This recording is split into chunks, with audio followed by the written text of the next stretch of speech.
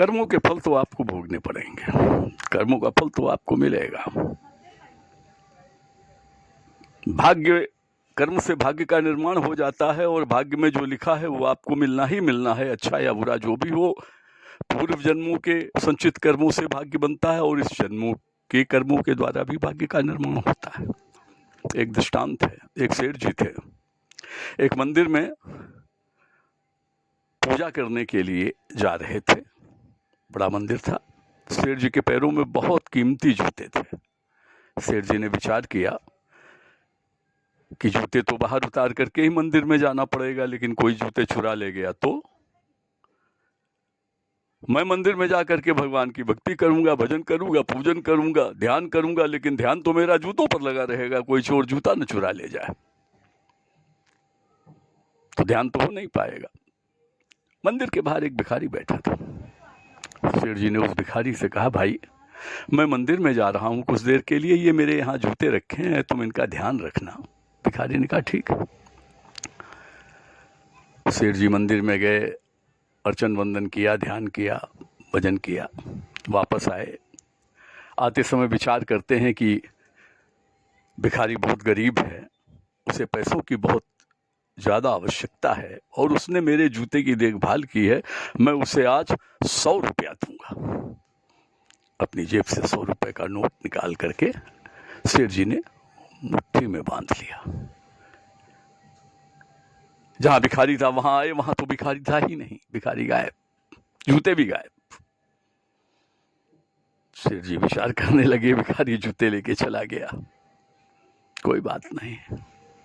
आगे बढ़े सेठ जी, नोट को अपनी जेब में रख लिया, विचार किया चलो किसी दुकान से पहनने के लिए जूते चप्पल को खरीद लें।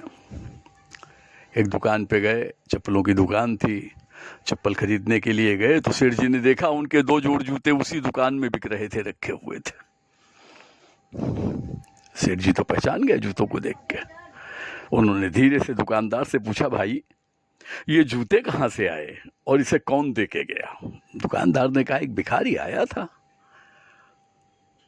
और जूते अच्छे थे, नए थे, हमको बेच के गया। बोले कितने में? बोले 100 रुपए में खरीदा है, 100 रुपये हमने भिखारी को दे दिया। लेकिन आप क्यों पूछ रहे हैं ये सब? सेठ जी हंसने लगे, मुस्कुराए, हंसने लगे और हंस के चल पड़े। नहीं, बोले कोई बात नहीं। इस दृष्टांत को कहने का तात्पर्य है कि भाग्य के अनुसार आपको फल तो मिलेगा, कब मिलेगा यह भी तय है, ये ईश्वर तय करेगा। कहां मिलेगा यह भी तय है, ईश्वर तय करेगा। लेकिन कैसे मिलेगा ये आपको तय करना है। उस फल की प्राप्ति आप कैसे प्राप्त करोगे ये आपको तय करना है, आपके कर्म पर निर्भर करता है। भिखारी को 100 रुपए तो उस दिन मिलने थे, उसको उसके कर्मों का फल मिलना था, लेकिन कैसे मिलना था? चोरी करके मिलना था। 100 रुपए उसे मिले, पर सेठ जी के जूते चुरा करके बेचने के बाद में 100 रुपए मिले, क्योंकि उसके हृदय में आसक्ति हो गई, इच्छा उत्पन्न हो गई, फल की आशा उत्पन्न हो गई। अगर वो भिखारी वहां से नहीं उठता और उन जूतों की रखवाली करता और आसक्ति मन में नहीं आती, इच्छा मन में नहीं आती, फलाशा मन में नहीं आती कि मैं जो जूते की रखवाली करने का कर्म कर रहा हूं इसका फल मुझे मिले न मिले कृष्णा अर्पण, तो वो सेठ जी उसको 100 रुपए दे देते हैं, ईमानदारी से 100 रुपए मिल जाते हैं। कहने का तात्पर्य कि फल देना ईश्वर के हाथ में है, पर वो फल कैसे प्राप्त करना है ये हमारे हाथ में है। अस्तु हम तो कर्मों से ही बंधे हैं। मित्रों, कर्म ही प्रमुख है, कर्म से हम वंचित रह नहीं सकते। और गीता का मूल सारांश ही ये है कि निष्काम भाव से अपने कर्म को करते रहो, फल का अधिकार तुम्हारे हाथ में है ही नहीं, इसलिए व्यर्थ चिंता मत करो।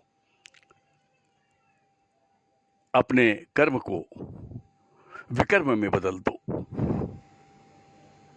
फल की इच्छा समाप्त हो जाएगी। गीता किसी एक धर्म का ग्रंथ नहीं है, किसी एक मजहब का ग्रंथ नहीं है। गीता सबके लिए है, वो किसी भी धर्म को मानने वाला हो, किसी भी पंथ को मानने वाला हो, किसी भी मजहब को मानने वाला हो, क्योंकि गीता का ज्ञान खुद भगवान ने दिया है अर्जुन को।